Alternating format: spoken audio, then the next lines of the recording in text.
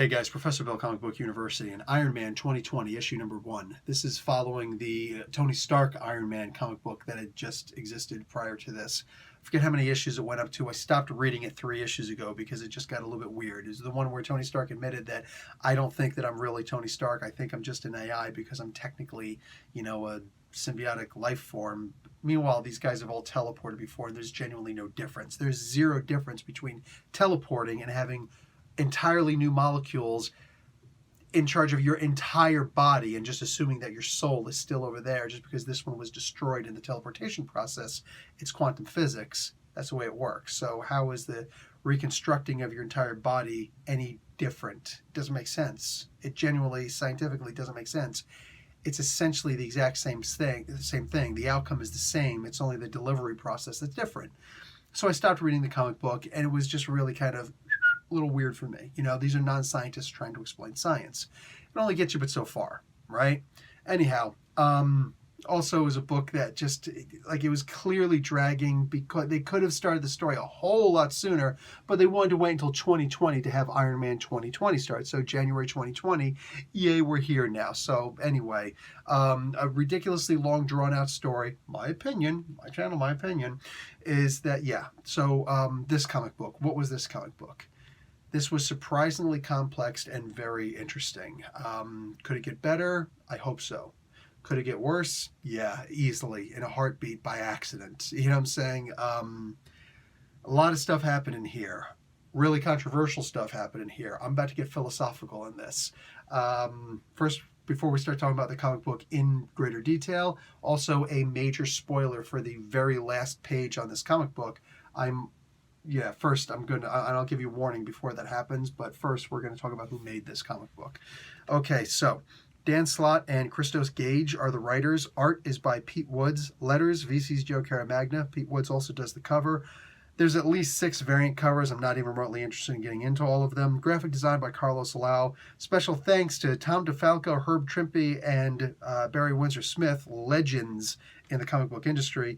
And Iron Man was created by, further legends, Stan Lee, Larry Lieber, Don Heck, and Jack Kirby. So, yeah, boom shakalaka, baby.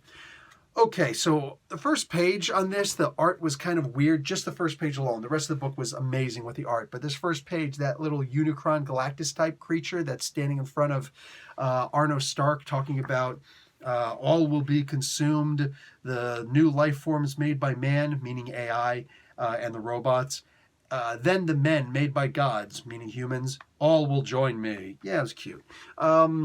It was actually pretty good to see. Just the art of it. I was like, whoa, is this going to be the art for the entire comic book? Because me no likey if that's the case. I literally, my hands quivered because I thought about just closing the book and walking away from it. Seriously, I thought just cut my loss on how much did I pay for this? $4.99 US cover price comic. Wow. I buy a lot of comics and I just get a receipt that's not itemized at the end. So there's that. Anyway, I just fork over a lot of money for comics. So anyway, yeah, This was weird. So I read just enough to understand what was going on, and the blurb in the beginning of the title page was enough to get me here to understand what's going on. After Tony Stark admitted what happened, Banetronics, which is now owned by Sunset Bane, and Arno Stark, who is co-owner, whatever, wound up taking over Stark Industries. Because if Tony Stark is just an AI, he's not real anymore. He's an automaton, essentially, that he admitted, well, then the next surviving relative should take over the company, and that's Arno Stark. Funny, he just didn't admit all the stuff that was up with him, right? Anyhow, so yeah, this was exceptionally weird. He's going around, and everybody's character is so completely there is no wiggle space in this with anybody's character. It's like you're either pro this or pro that or anti this or anti that. There's no leeway in anybody's belief system in this.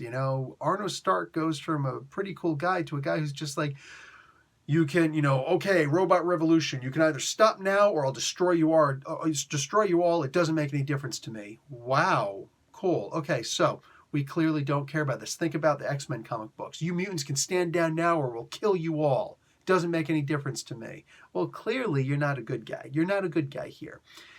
So Iron Man, Arno Stark, Iron Man, he's the new Iron Man here, legally. This is odd, and it's weird seeing him take such a specific position on this. The book gets deeper still. The book gets deeper still. See, there's this robot revolution going on. And it's cool. It's a great idea. It's a great concept. It's actually a concept originally conceived by Stan Lee, because Dr. Doom, way back in the day, there was this thing where the robots were actually arguing against Dr. Doom. So there's a robot revolution in Latveria. In fact, probably the funniest scene in all of comic book history is when what's his name? Power Man, Luke Cage, went in, beat up the Thing, kind of, stole a Fantastic Four car, kind of, and then flew it into Latveria, invaded Latveria by himself, kind of, and confronted Dr. Doom and says, "You owe me $200. Where's my money, honey?" That scene right there, one of the funniest scenes ever. Yeah, he actually wound up getting helped by the Latvian robot revolution. So it's not a new concept.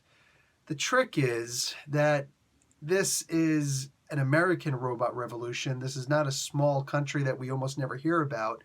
This is a big country, the biggest superpower in the world, and this is apparently going on all over the world.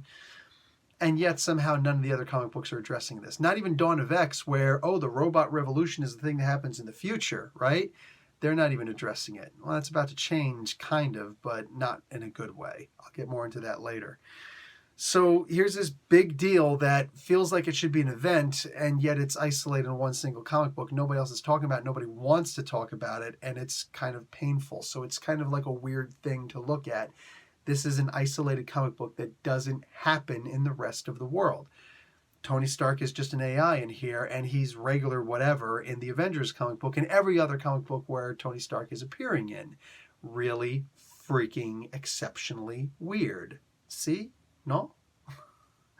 Now there's a moment in here where I've got to kind of step back as a human being, kind of, and just try and look down on the world as not necessarily an omnipotent being, but an omniscient being, all right? A clairvoyant, if you will, all right? Or I'm just going to look down on the world. I'm going to see what's happening here. The face leader of the robot revolution right now is Machine Man. Makes perfect sense. He's not. It's actually a guy named Mark. That's where the spoiler comes in much later in the book, much later in this review. Machine Man is standing there, and he put a bomb in the maternity ward of a hospital. Oh, everybody can leave except for the babies. They're not allowed to leave. See, because the humans are not allowing more AI to be created. So he's saying, well, now I'm going to destroy your babies. Even if you get really deep into the pro-life, pro-choice argument, where it's like, well, fetuses are living beings also, so you shouldn't abort a fetus at any stage. It's still very different from saying you're not allowed to knock boots. Okay, so basically, this is not even destroying something at midlife, like, we're creating AI, but we're going to put a halt on all. No, we're actually saying we're not going to let any new AI be born. Well, can't the robots do that? Just saying. So instead, this is what they're doing now, and it's, I don't know, man. Destroying babies, like, you're literally making yourself the bad guy. This is one of the moral conundrums that we talk about in ethics classes. If you could go back in time and kill Adolf Hitler as a baby, would you do it? Most people say yes. You see what he grew up to be. Okay, but we have that knowledge. But what if, let's say, we had a chance to kill Saddam Hussein? This is actually one of the questions that were in the ethics class also. Kill Saddam Hussein with a single Patriot missile. We knew exactly where he was going to be. The problem is where he was going to be is in the maternity ward of an Iraqi hospital, where an untold number of Iraqi babies would be killed. Now, if you're racist scum, you would say, yes, kill them, because his life doesn't mean anything, and those kids are just going to grow up to be like him anyway. Or you could say, There are better ways to do this. So, this is not the same as saying Adolf Hitler, because this is a very different thing. But anyway, this whole thing is different. Now, I can understand if this was going to happen, if Machine Man was going to do this, and it turns out that it wasn't really a bomb, or it was a fake bomb. But no, the bomb was actually real. Now we're going to get into the spoiler part, because it's one thing to make Machine Man the bad guy. It's another thing to make this person the bad guy. So if you don't want the spoiler for the end of this comic book, piss off, because this is about to get spoiled here, because it's important. This is an issue number 1, and I've said it since the creation of this channel and on, that I will spoil an issue 1 if I think it's necessary to get you to read a comic book. So here comes the spoiler right now. Mark is actually Mark 1. The Mark 1 Iron Man armor. Now, I'm not sure why he chose to take this armor, because, whatever, but the person operating the Mark 1 Iron Man armor is actually the AI of Tony Stark. Not even the AI that we had seen before. No, the actual Tony Stark, who admitted in a congressional hearing before the Senate that, hey, I'm not actually the real Iron Man. I believe I'm just I am an artificial construct, and I may have an AI brain. So you're saying that Tony Stark authorized a bomb inside? Well, I knew that Arno Stark wouldn't allow it, because he's so pro-human.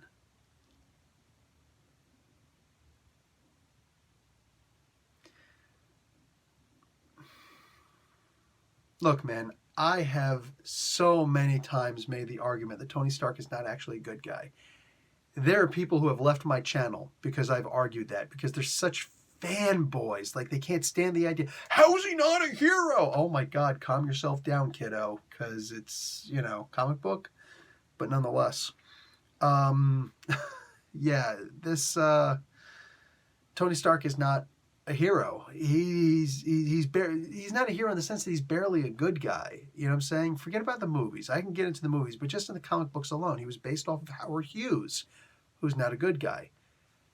One of his main creators, Stan Lee, said he's not a good guy. Bob Layton, who did the Demon in a Bottle storyline and the Armor War stories, literally, not even arguably, literally, beyond the shadow of a doubt, okay, the greatest freaking writer on our Iron Man ever, Bob Layton, he said, Tony Stark's not a superhero. Oh, he's super. He does some heroic things. But he's not Captain America. He's not even Thor. He's just a guy like you and me that, what if I had a set of armor, and endless amounts of money, what are all the cool things I would do? He's a jerk. That's what he is. He's a jerk. He does heroic things. Doesn't make him a hero. Now he's actually a full-fledged villain. No, go ahead, argue with me. I welcome. I can't wait to see the comments section. You know what I'm saying? Forewarning, I now have a Professor Bill reads mean comments video that I plan on putting out every week. Yeah, this Tony Stark is a villain at this point. So now we know who the bad guys are. The AIs, who are they are clearly terrorists at this point. Oh, they've got an argument, like this is making them the Che Guevaras. Oh, it's a good cause, but look at the way that they're doing the things that they're doing. This is not the way that you make a good Iron Man comic book. I sat here reading that part over and over again, and wow. That's not to say I hate this. I can look at this as a philosopher, which means you have to separate yourself from good and evil. Ancient Greek philosopher Sybaris, there is no good, there is no evil, there's only a difference of opinion. That's exactly what I'm reading when I read this comic book. Wow.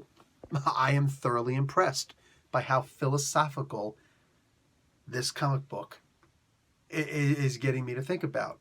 Really good work. Now here's where I'm going to start having a bit of a problem. where I'm probably going to wind up having... undeniably, I've got a problem with this comic book. But where I see potential other problems. First off, an awesome Life and Times of Arno Stark. Perfect. I love that they're doing that. But over here, the checklist of the things that we're supposed to buy. How many issues here are called number 1? Do we see a problem already? one of the biggest gripes that I have about Marvel right now, what they're doing with the Runes of Ravencroft comic book right now. You don't need to have all these number ones. This is an event. The fact that you've got a freaking checklist and you're making brand new comics for all of this comic book is actually one of Marvel's mini events. All right? A self-contained mini event. So I don't know why they don't just call it that. Oh, it's because, much like when they made AD&D 5th edition, they're like, we can't call it 5th edition. Too many different editions. Let's just call it AD&D Next. Like it's transition. And the fans were like, okay, first off, this is an amazing system, but we're definitely calling it AD&D 5th edition. I don't care if you do or not. So D&D, we fans actually made them change their mind and actually call it D&D 5th edition, even after the first prints already came out. So first prints, AD&D Next, or Dungeons and Dragons Next, right? The later editions, D&D 5th edition. We win, which means everybody wins. In this particular case, I honestly kind of hope that they pointed out that this is a miniature event. There's absolutely no difference between this and a miniature event, except they refuse to, apparently they're not going to call it that. Here's where I already see us running into a problem. You know how, which means we're going to have a whole bunch of freaking number ones all over the place. There's not a straight line to read this comic book. Yeah, this is coming out. And I wasn't overly excited about this coming out. Guess what just quite literally shot me in the head with an adamantium bullet? And I don't have an adamantium skull, by the way. Yeah, joke on a really, to me, stupid movie. Look down here. Wolverine number 1. That doesn't say Wolverine 2020. That says Wolverine number 1. So you're telling me that the first issue of Wolverine and, the second issue of Wolverine also is going to involve this story? That's what you just told me. That's what I'm seeing here. Because this comic book is just called Wolverine, and it comes out in February.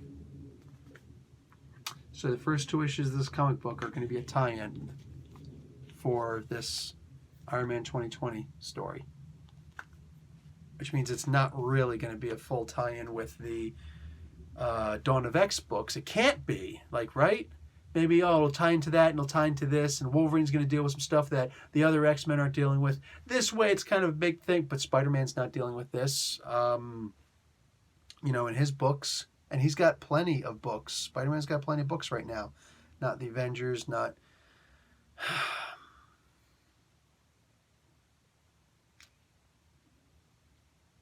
Does anybody else see the problem that is clearly going to arise here? Do we not see the sun on the horizon and it's like somebody up there trying to stop it? You're just going to burn your hand.